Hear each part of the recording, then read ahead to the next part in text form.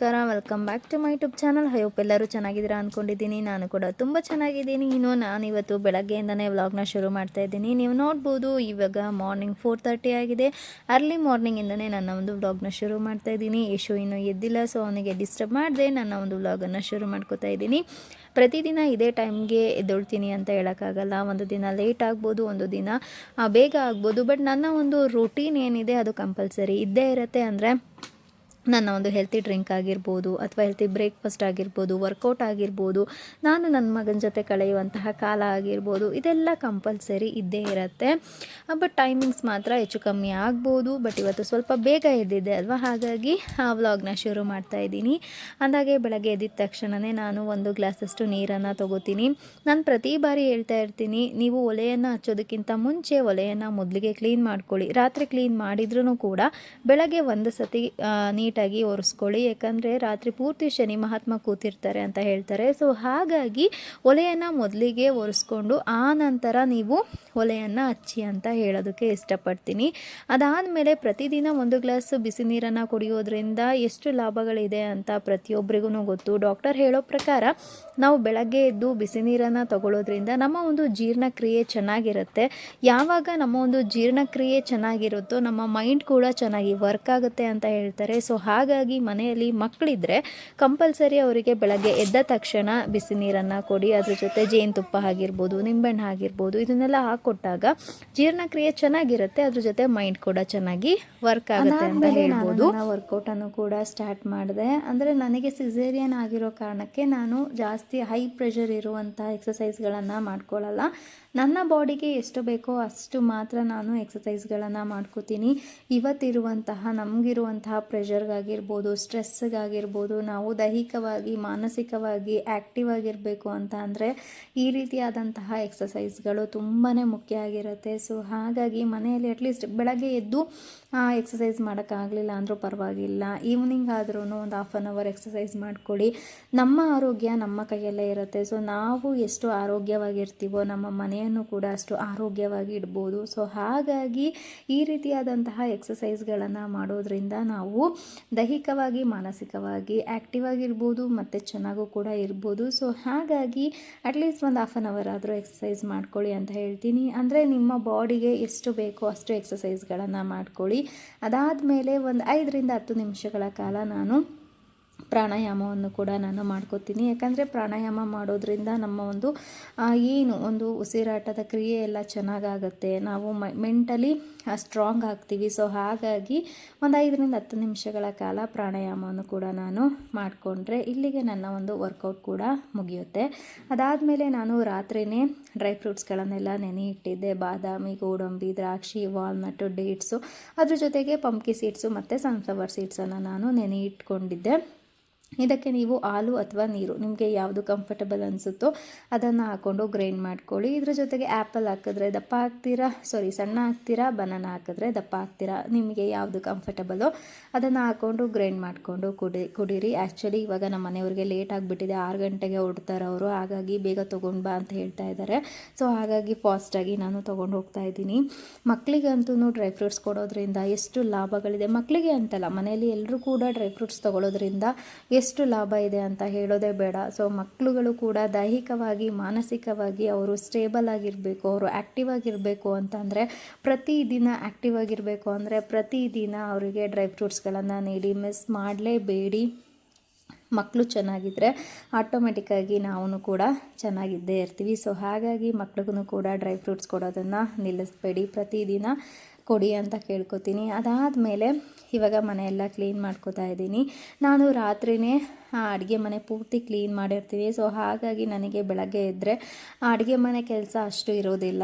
ನನ್ನ ಒಂದು ಮನೆ ಕೆಲಸ ಕೂಡ ತುಂಬಾ ಬೇಗನೆ ಮುಗಿಸ್ಕೊಂಡ್ಬಿಡ್ತೀನಿ. ನೀವು ಕೂಡ ರಾತ್ರಿ ಸಿಂಕಲ್ಲಿ ಪಾತ್ರೆಗಳನ್ನು ಬಿಡೋದು ಅಥವಾ ಗ್ಯಾಸ್ನ ಒರೆಸ್ದೇ ಇರೋದು ಆ ರೀತಿಯೆಲ್ಲ ಮಾಡಬೇಡಿ.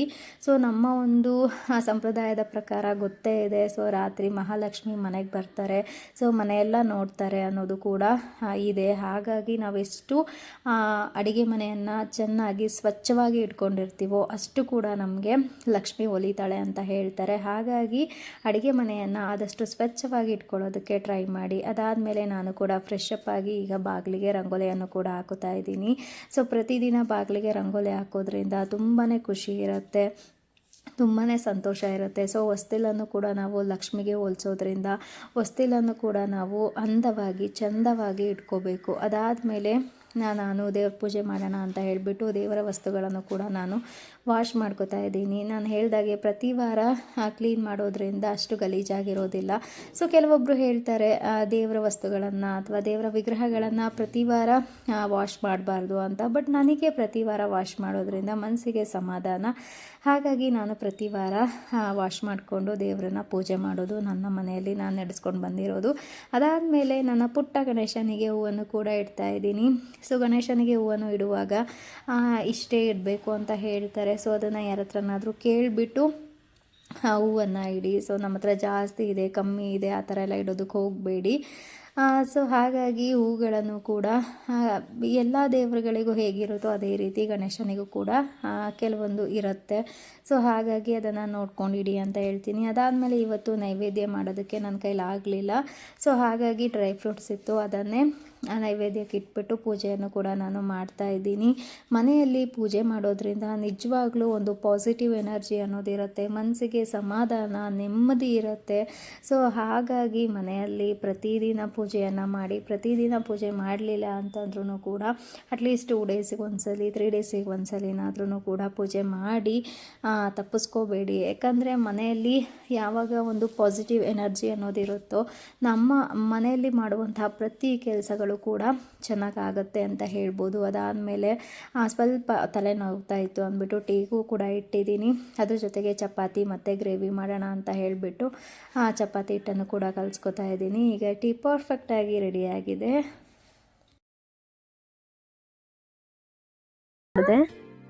ಟೀ ಕುಡ್ದಮ್ಮ, ಟೀ ಅಂತೂ ಸೂಪರ್ ಆಗಿದೆ.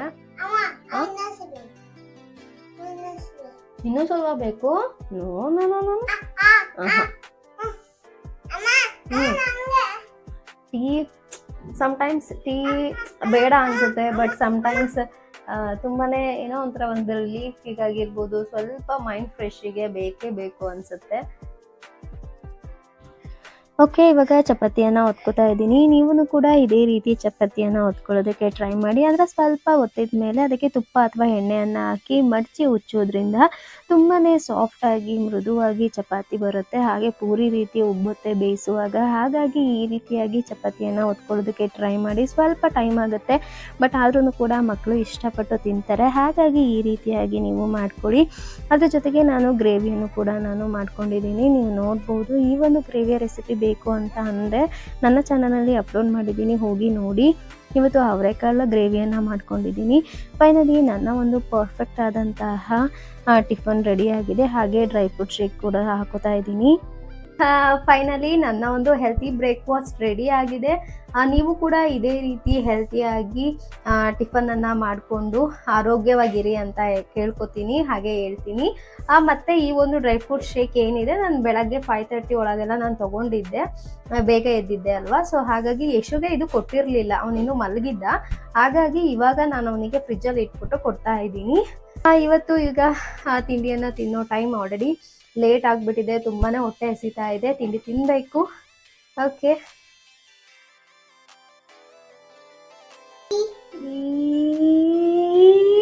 ಗುಡ್ ಬಾಯ್. ಫೈನಲಿ ಎಲ್ಲ ಕೆಲಸ ಮುಗಿದ್ಮೇಲೆ ಯಶುಗೆ ಇವತ್ತು ಲೇಟಾಗಿ ಸ್ನಾನ ಮಾಡಿಸ್ತಾ ಇದ್ದೀನಿ. ಯಾಕಂದರೆ ಸ್ವಲ್ಪ ನಾನು ಕೂಡ ಶಾಪ್ಗೆ ಹೋಗಬೇಕು. ಹಾಗಾಗಿ ಅವನ ಜೊತೆ ಆಟ ಆಡ್ತಾ ಇದ್ರೆ ಟೈಮ್ ಹೋಗೋದೇ ಗೊತ್ತಾಗಲ್ಲ. ಅವನಿಗೆ ಫ್ರೆಶ್ ಅಪ್ ಮಾಡಿಸಿ ಅವನಿಗೆ ರೆಡಿ ಕೂಡ ಮಾಡಿದೆ.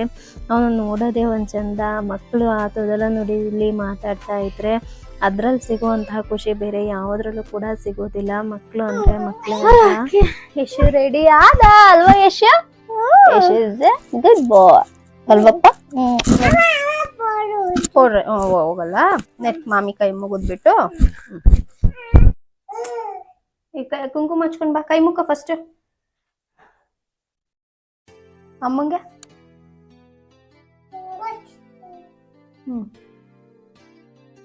ಥ್ಯಾಂಕ್ ಯು ಬಂಗಾರಿ. ಕೈ ಮುಗಿ ಮಾಮಿ. ಹ್ಞೂ ಮಕ್ಕಳಿಗೆ ಆದಷ್ಟು ದೇವರ ಮೇಲೆ ಭಕ್ತಿಯನ್ನು ಮೂಡಿಸಿ, ಯಾವಾಗ ಮಕ್ಕಳಲ್ಲಿ ಭಯ ಭಕ್ತಿ ಅನ್ನೋದು ಇರುತ್ತೋ ಆಗ ನಮ್ಮ ಮಾತುಗಳನ್ನು ಕೇಳ್ತಾರೆ, ಅವರ ಜೀವನದಲ್ಲಿ ಮುಂದೆನೂ ಕೂಡ ಬರ್ತಾರೆ ಅಂತ ಹೇಳ್ತಾ ಇವತ್ತಿಗೆ ಈ ನನ್ನ ವ್ಲಾಗನ್ನು ಮುಗಿಸ್ತಾ ಇದ್ದೀನಿ. ಐ ಹೋಪ್ ಈ ಒಂದು ವ್ಲಾಗ್ ನಿಮಗೆ ಖಂಡಿತ ಇಷ್ಟ ಆಗಿರುತ್ತೆ ಅಂತ ಭಾವಿಸ್ತೀನಿ. ಇಷ್ಟ ಆಗಿದರೆ ಗೊತ್ತಲ್ಲ, ಪ್ಲೀಸ್ ಲೈಕ್ ಮಾಡಿ, ಸಬ್ಸ್ಕ್ರೈಬ್ ಆಗೋದನ್ನು ಮರಿಬೇಡಿ, ಸಪೋರ್ಟ್ ಮಾಡಿ ಅಂತ ಕೇಳ್ಕೊತೀನಿ. ಅಂದಾಗೆ ಇನ್ನೂ ಏನಾದರೂ ತಿಳಿಸೋದಿದ್ರೆ ಅದನ್ನು ಕಮೆಂಟ್ ಮೂಲಕ ತಿಳಿಸಿ, ನೆಕ್ಸ್ಟ್ ವ್ಲಾಗ್ಗಳಲ್ಲಿ ಅದನ್ನು ಸರಿಪಡಿಸ್ಕೊತೀನಿ ಅಂತ ಹೇಳ್ತಾ ಈ ಒಂದು ವ್ಲಾಗನ್ನು ನೋಡಿದ್ದಕ್ಕೆ thank you so much. Thanks for watching.